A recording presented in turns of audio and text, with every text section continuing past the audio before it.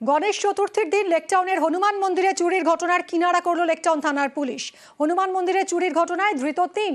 চুরি হওয়া গয়নাও উদ্ধার করেছে পুলিশ। লেকটাউন মোড় থেকে বাঙুর যাওয়ার পথেই মন্দির, আর সেই মন্দিরে চুরি। গয়না টাকা নিয়ে চম্পট দেয় ৪ দুষ্কৃতী। দুষ্কৃতীদের কীর্তি সিসি ক্যামেরায় রেকর্ড। সিসি ক্যামেরার ফুটেজ দেখেই জালে ৩, পলাতক ১। ধৃতদের ৮ দিনের পুলিশ হেফাজত। প্রত্যেকেই কুখ্যাত দুষ্কৃতীর দাবি পুলিশের। सीसीटीवी मध्ये देखा गेलो की 4 जण एक एरियाते घुरছে और मंदिरे মানে পাশে सीसीटीवी দেখা গেল মানে মন্দিরে ঢুকছে। 24 ঘন্টার মধ্যে 2 জন লোক প্রথমে অ্যারেস্ট হলো। যতগুলো জিনিস আছে, যতগুলো চুরি হয়েছিল পুরোটা আমি রিকভার করতে পেরেছি। 4 জন মধ্যে আমি 3টা লোক অ্যারেস্ট করতে পেরেছি। ওর নাম আছে পোরন, বাপন ও রাজা। খুবই ভালো লাগছে। একেই বলে স্কটল্যান্ড ইয়ার্ড, আমাদের কলকাতা পুলিশ বাঙাল পুলিশকে স্কটল্যান্ড ইয়ার্ড এমনি বলে না, যে 3 দিন মধ্যে সব উদ্ধার করে দিয়েছে। ভগবানের সব মোটামুটি পেয়ে গেছি। নির্মাল্য ভাদুরী পিএইচডি করছেন, তিনি চুরির অভিযোগে গ্রেফতার। আমডাঙ্গার সোনার দোকান থেকে আংটি চুরি, গ্রেফতার পিএইচডি চোর। ক্লাস 5 ফার্স্ট গার্ল, নাম ক্লাস 5 ফার্স্ট গার্ল। পরনে শার্ট প্যান্ট, কাঁধে ঝোলানো ব্যাগ, পিএইচডি করছেন তিনি পুলিশের জালে। সোনার দোকান থেকে আংটি চুরির অভিযোগে চুরিতেও যেন পিএইচডি করে ফেলেছেন নির্মাল্য ভাদুরী।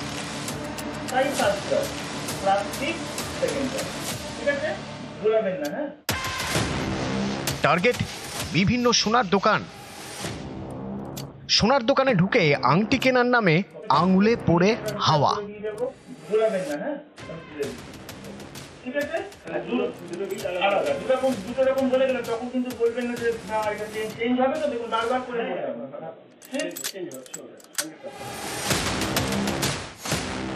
ইনি নির্মাল্য ভাদুরী। একসময় থাকতেন হাওড়ার ৫৫ তলার এই বাড়িতে। মা কেন্দ্রীয় সরকারের চাকরি করতেন। নির্মাল্য বাংলায় স্নাতক, তারপর মাস্টার্স শেষ করে এখন পিএইচডি করছেন। একসময় অধ্যাপক হিসেবে বেসরকারি শিক্ষা প্রতিষ্ঠানে পড়াতেনও, কিন্তু চুরি করা থামাননি। সোনার দোকানে চুরি করা তার নেশা, তাই বছর ৫ আগে তাকে বাড়ি থেকে বের করে দেন মা। এই যে চোর আছে মেন আসামি, উনি কিন্তু উচ্চ শিক্ষিত। উনি বিএ অনার্স বাংলা করেছে, মাস্টার্স বাংলা করেছে, তারপরে এখন পিএইচডি রানিং চলছে ওনার, এবং উনি অ্যাসোসিয়েট প্রফেসর হিসাবে কাজও করেছে। বুধবার উত্তর ২৪ পরগনার আমডাঙ্গার একটি সোনার দোকানে যান নির্মাল্য। নিজেকে শিক্ষক পরিচয় দেন। তারপরে আংটি কেনার নামে দোকানদারের সঙ্গে দরাদরি করেন। এই ফাঁকে একটি আংটি আঙুলে পড়ে হাওয়া। একটা গয়না ও কখন আর কি সরিয়ে ও নিজের আঙুলে পড়ে চয়েস করে বললো এই দুটো পারচেস করবো, দুটো আলাদা আলাদা বিল বানান, আমি এটিএম থেকে টাকাটা তুলে এনে আপনাকে দিই। সিসিটিভি ফুটেজ আমারটা সঙ্গে সঙ্গে আমি চেক করলাম, ওটা আংটিটা সরিয়ে দিয়েছিল, দিয়ে আঙুলে নিয়ে আস্তে আস্তে পকেটে ভরে নিয়েছে। বুধবার সোনার দোকানে চুরি। বৃহস্পতিবার নির্মাল্য ভাদুরীকে দক্ষিণেশ্বর থেকে গ্রেপ্তার করে আমডাঙ্গা থানার পুলিশ। অভিযোগ, এর আগেও একাধিক সোনার দোকানে ঢুকে নিজেকে শিক্ষক পরিচয় দিয়ে হাত সাফাই করেছেন নির্মাল্য। একটু মেডিকেল কন্ডিশন ফেস করছেন, ক্লেপ্টোমেনিয়া। ক্লেপ্টোমেনিয়া মানে কি আনইনটেনশনালি উনি কিছু বোঝেন না, কিন্তু চুরি করার একটু মন হয় আর চুরি করেই যাচ্ছে। নিউজ 18 বাংলা। ভারতীয় পণ্যে ৫০% কর বসিয়েছে আমেরিকা, আর এর আঁচ পড়েছে উত্তর ২৪ পরগনার বসিরহাটে। বুধবার থেকে মার্কিন মুলুকে এখানকার চিংড়ি রফতানি বন্ধ। মৎস্যজীবী সংগঠনের দাবি, এর জেরে দিনে প্রায় ২ কোটি টাকার ক্ষতি হচ্ছে।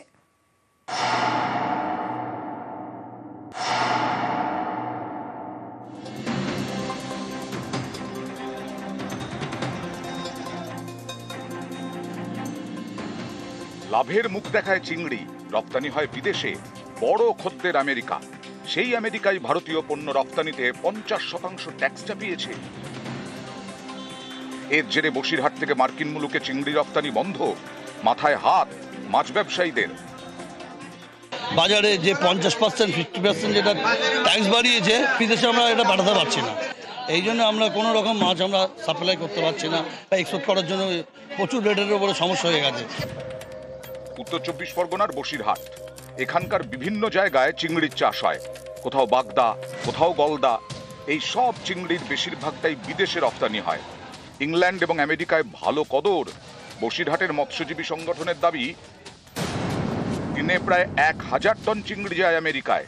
সেটা বন্ধ হয়ে যাওয়ায় রোজ প্রায় 2 কোটি টাকার ক্ষতি হচ্ছে। সব মিলিয়ে প্রায় 5000 জনের কাজ হারানোর আশঙ্কা তৈরি হয়েছে। আমেরিকা মাছ না নেওয়ার কারণে বা শুল্ক চাপানোর কারণে ইউরোপের দেশগুলো তারাও এই সুযোগ নেওয়ার চেষ্টা করছে, বা আমাদের পার্শ্ববর্তী দেশ চায়না, জাপান, যেখানে মাছ সাপ্লাই হয়, তারাও এই সুযোগ নেওয়ার চেষ্টা করছে, যার ফলে মাছের ব্যবসা, বিশেষ করে চিংড়ির ব্যবসা এবং সিফুড সমুদ্রের মাছের ব্যবসা অত্যন্ত তেলানিতে এসে গেছে এবং মাছ ব্যবসায়ীরা আগামী দিনে খুবই বিপর্যস্ত হয়ে উঠবে বলে আমরা মনে করছি। বসিরহাট থেকে অনুপম সাহা, নিউজ 18 বাংলা। ভূগর্ভস্থ জলস্তর নামছে, আর এর জেরে বারাসাতের বিভিন্ন এলাকায় গরমকালে খাবার জলের অভাব দেখা দেয়। এই সমস্যা মেটাতেই এবার পদক্ষেপ। রামকৃষ্ণপুরে ভূপৃষ্ঠের জল ভূগর্ভে পাঠানোর প্রক্রিয়া শুরু করল বারাসাত পুরসভা।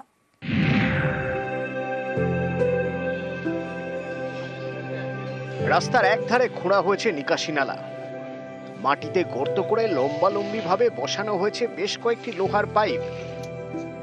পাইপগুলির মুখ চারকোল দিয়ে বন্ধ। এই পথেই ভূপৃষ্ঠের জল পৌঁছবে ভূগর্ভে। উত্তর 24 পরগনার বারাসাত, এখানকার বিভিন্ন এলাকায় গরমকালে ঠিকমতো খাবার জল পাওয়া যায় না। এই জল সমস্যা মেটাতে ভূগর্ভের জলস্তর বাড়াতে চাইছে বারাসাত পুরসভা। আপাতত 13 নম্বর ওয়ার্ডের রামকৃষ্ণপুর এলাকায় কাজ শুরু হয়েছে। এই উদ্যোগটা মানে অকল্পনীয় আর কি। যদি আমাদের এই জিনিসটাই ভালো হয় আর কি, তাহলে প্রত্যেক বাড়ির ক্ষেত্রেও ভালো, জল অপচয় না হোক, রিসাইকেলিং হয়ে যায়, যদি আমাদের কাজে লাগে, সেটাই আমাদের কাছে সব থেকে বড় কথা। নিকাশি নালার নিচে বসানো পাইপ দিয়ে ঢুকবে জল। পাইপের মুখে রয়েছে চারকোলের ফিল্টার। জমা জল হোক কিংবা নিকাশি নালার জল, চারকোল ফিল্টার হয়ে পাইপ দিয়ে জল পৌঁছে যাবে মাটির নিচে। পরে এই ভূগর্ভস্থ জল ব্যবহার করতে পারবে পুরসভা। পরিবেশের ভারসাম্য রক্ষার জন্য আমরা বারাসাত পৌরসভার পক্ষ থেকে সর্বদা সচেষ্ট। এই যে ড্রেন, সব জায়গায় তো কংক্রিটের জঙ্গলে মোড়া হয়ে যাচ্ছে, মাটি থাকছে না, সেই জলটাকেও যাতে কাজে লাগানো যায় সেই জন্যই আমরা ড্রেনের বেসের 10 থেকে 12 ফুট অন্তর 6 ইঞ্চি করে মাটির ভেতরে পাইপ ঢুকিয়ে দিয়েছি। জলটা খানিকটা পরিশ্রুত হয়ে ভূগর্ভে পৌঁছবে। ক্যামেরায় শাম্য গোস্বামীর সঙ্গে জিয়াউল আলম, নিউজ 18 বাংলা। সূর্য ডুবলেই অন্ধকার। 30টা বছর কেটে গিয়েছে এভাবেই। মহেশতলার দৌলতপুর গোষ্ঠতলার 6টা বাড়িতে এই প্রথম ফুটলো আলো। সরকারের পদক্ষেপে বিনামূল্যে পৌঁছলো বিদ্যুৎ।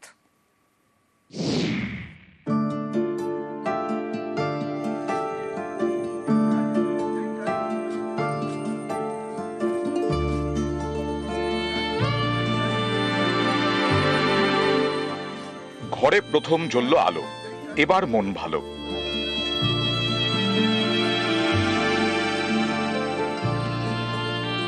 মহেশতলা পুরো এলাকার দৌলতপুর গোষ্ঠতলা।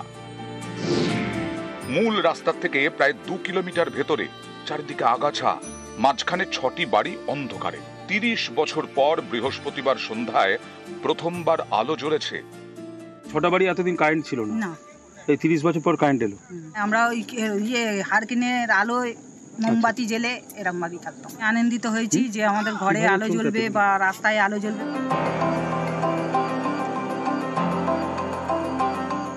কেউ কাজ করেন লোকের বাড়িতে, কেউ রিক্সা চালিয়ে ভাত জোটান।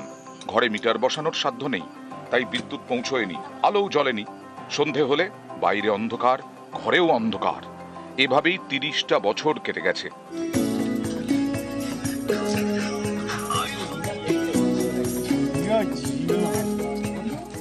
সম্প্রতি যোগাযোগ করা হয় প্রশাসনের সঙ্গে, তারপরেই পদক্ষেপ। সরকারি উদ্যোগে বিনামূল্যে ইলেকট্রিক লাইন করে দেওয়া হয়েছে। 30 বছর পর ফুটেছে আলো। আমি প্রথম অভিষেককে জানিয়েছি, ফোন করি জানিয়েছি। গোপাল শাহ আমাদের এই রাস্তার মধ্যে দেখে গেছে। সিএসের যে পরিমাণ অর্থ বিল আসছিল সেটা ওই পরিবারগুলোর পক্ষে সম্ভব ছিল না সেই বিলটা পেমেন্ট করে সে বিদ্যুৎ সংযোগ করা। টেকনিক্যাল কারণও কিছু ছিল, জল জমেছিল বলে কাজটা হয়নি। কদিন শুকনো হওয়ার ফলে রাস্তাটা শুকনো হয়েছে, আজকে সে লাইনটা আমরা তাদের বাড়িতে পৌঁছে দিয়েছে। মহেশতলা থেকে সমীর মণ্ডল, নিউজ 18 বাংলা।